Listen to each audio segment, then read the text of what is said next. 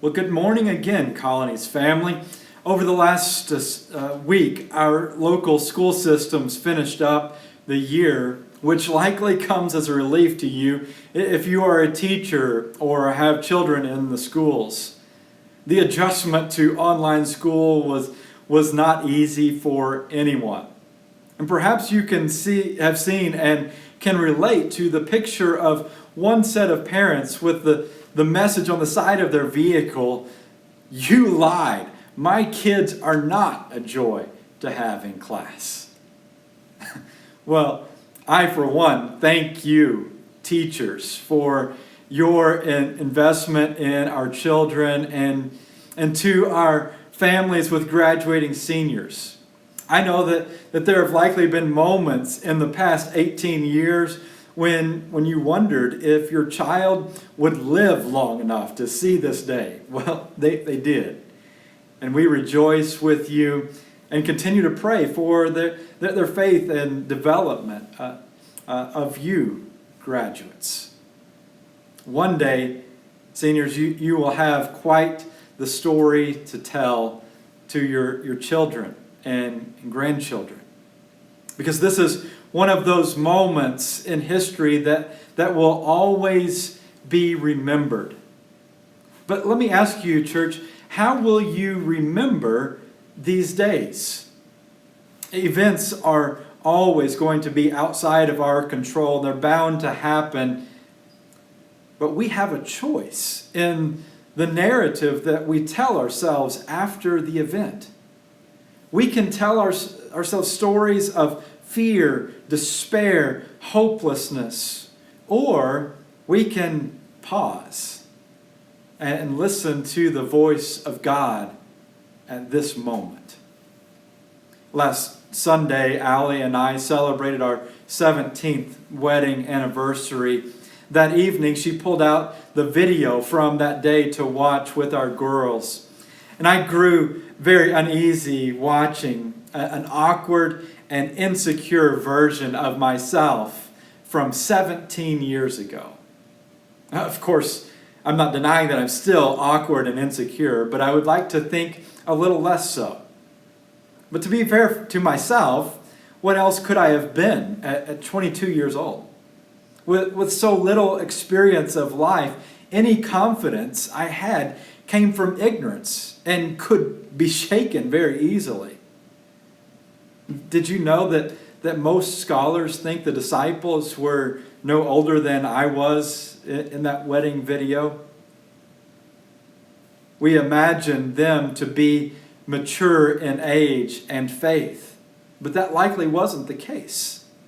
They were young, full of energy and competitive.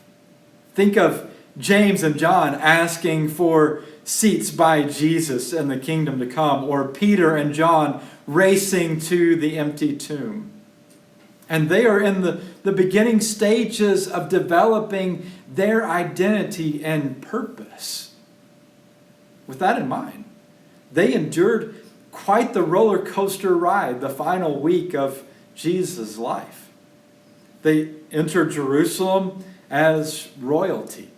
Crowds of people are in full celebration, offering the red carpet treatment. Yes, it's primarily directed at Jesus, but the disciples were recipients of it as well. Each act raising the expectation of a new kingdom. The time was finally nearing, and they were likely finding it difficult to sleep because of their own excitement. Then came what we call the Last Supper. Jesus accusing one of them of being a traitor. Over the last few years, these young men had bonded and built trust. See, no one looked over at Judas. They could not imagine one of their own brothers doing what Jesus described. Yet their hearts would be broken in a few short hours when Judas comes up to kiss Jesus on the cheek as a mob out for blood stands behind. Without time to process the betrayal, they now are fighting for their lives. First, Peter grabs a sword, ready to take them all on by himself. Then after Jesus surrenders, the young men scatter. The only thing that matters now is survival. It was perhaps that drive to survive that pushed Peter to lie about his association with Jesus. They must have been shaken by how quickly it all escalated. Within 24 hours, their friend and mentor would be executed. Don't think that the resurrection fixed all of this for these young men. Remember, they didn't understand any of this. Every time Jesus appeared to them, they were frightened. Any confidence or certainty they may have had about their purpose in this world had been crushed. Jesus takes time to rebuild them. Maybe it was because of how great his failure was that we are given more details about Peter's restoration than the others. And it begins with another fishing trip in John 21. Afterward, Jesus appeared again to his disciples by the Sea of Galilee. It happened this way. Simon Peter, Thomas, also known as Didymus, Nathanael from Cana in Galilee, the sons of Zebedee, and 2 other disciples were together. "I'm going out to fish," Simon Peter told them.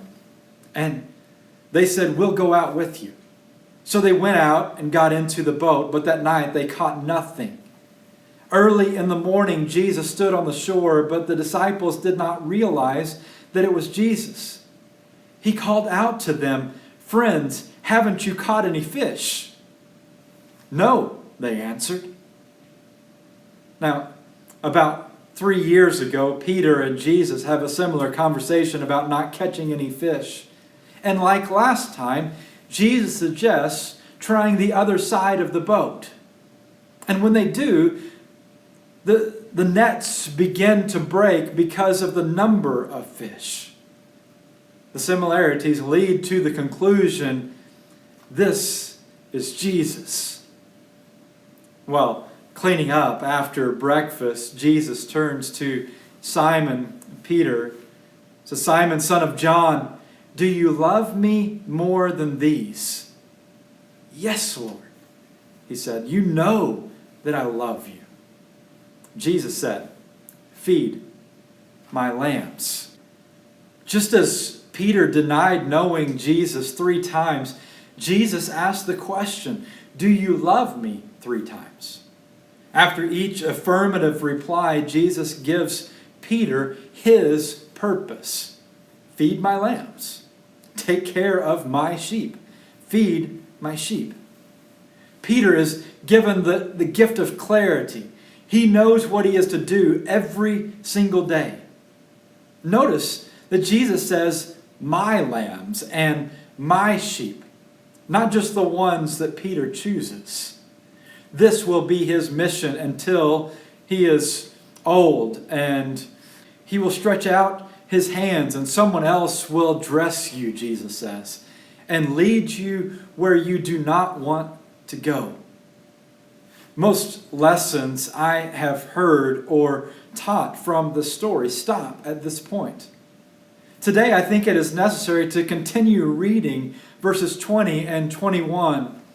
Peter turned and saw that the disciple whom Jesus loved was following them. This was the one who had leaned back against Jesus at the supper and had said, "Lord, who is going to betray you?" When Peter saw him, he asked, "Lord, what about him?" When told exactly what his purpose was, Peter fell into the trap of comparison. And what an easy trap it is to fall into.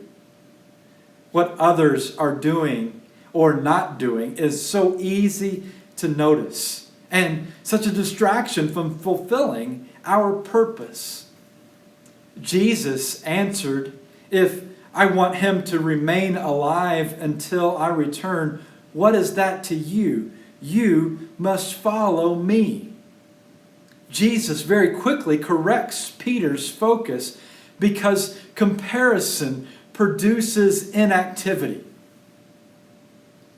Without live sports to watch, I have been watching the ESPN documentary on Michael Jordan and his last dance with the Chicago Bulls in 1999. One of the stories told was from 1994, the year Michael Jordan retired to pursue a baseball career.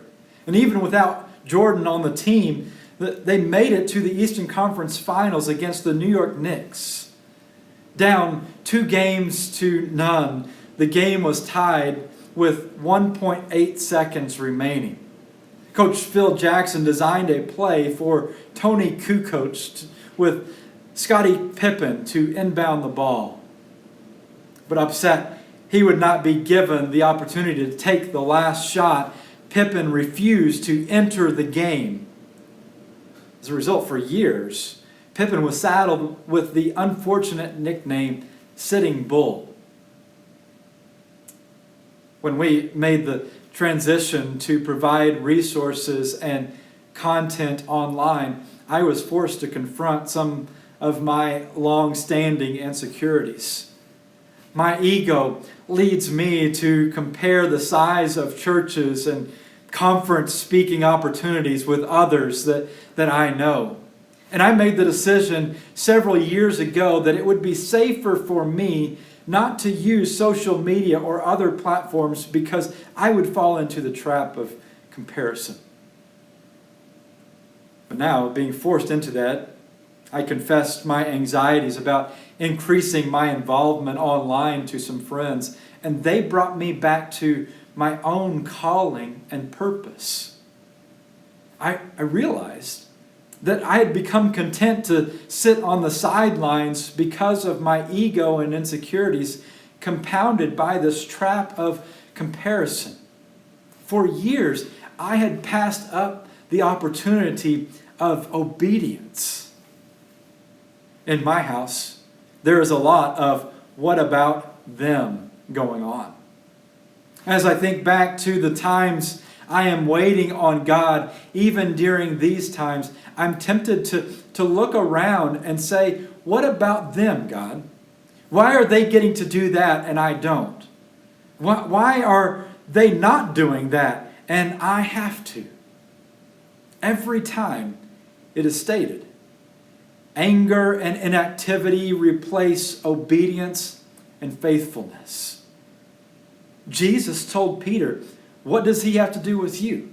You have your mission. Follow me. So, what can we do to avoid the trap of comparison? How can we remember these days with gratitude? Years later, an older and wiser Peter would write to a church waiting for God to deliver them from crisis. The end of all things is near. Therefore, be alert and of sober mind so that you may pray. Above all, love each other deeply because love covers over a multitude of sins. Offer hospitality to one another without grumbling. Each of you should use whatever gift you have received to serve others as faithful stewards of God's grace in its various forms. If anyone speaks, they should do so as one who speaks the very words of God. If any of you serves, they should do so with the strength God provides, so that in all things God may be praised through Jesus Christ. To him be the glory and the power forever and ever. Amen. Peter is calling the Christians to the same level of obedience Jesus called him to. Obedience does not become distracted by others' actions. Eugene Peterson writes about a long obedience in the same direction. For Peter, that long obedience is not characterized by competition, but by love. Love each other deeply, Peter says. In the context of our discussion of comparison, I would say it this way: celebrate what God has given others. We talk about being grateful for what we have, but by itself, that practice can continue a self-centered life. Your life is, and your purpose is beyond yourself.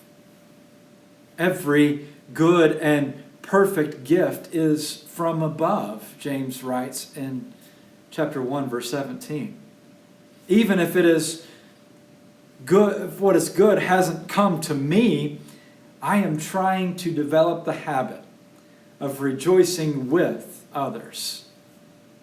When I start to get jealous of others, I want to praise God for His generosity.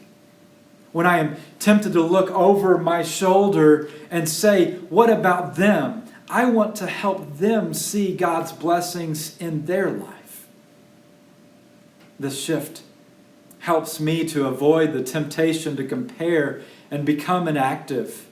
Instead of sitting and pouting, I am able to leverage what God has given me.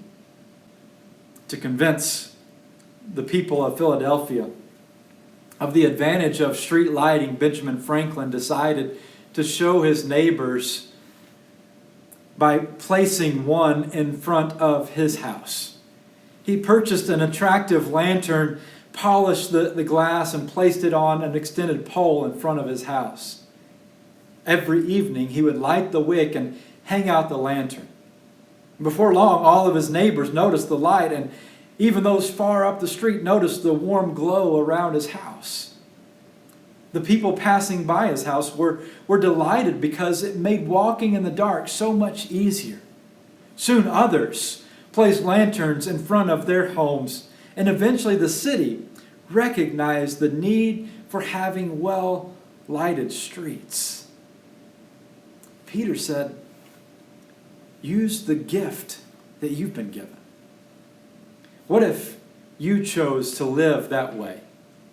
See, there's no win in comparison, but there is a win that comes from devotion to one's purpose. So what if we stopped the complaining and comparison with others and just let our lights shine? Each week in this study, I have wanted to guide you in learning from someone who is waiting on God, but also to lead you to Jesus. I want you to see that Jesus modeled living this way. People around him offered comparisons to John and others because of the number of baptisms, but Jesus refused those, speaking only of his time and doing the works of his Father had given him. He leveraged his life for yours. I ask you to respond in kind.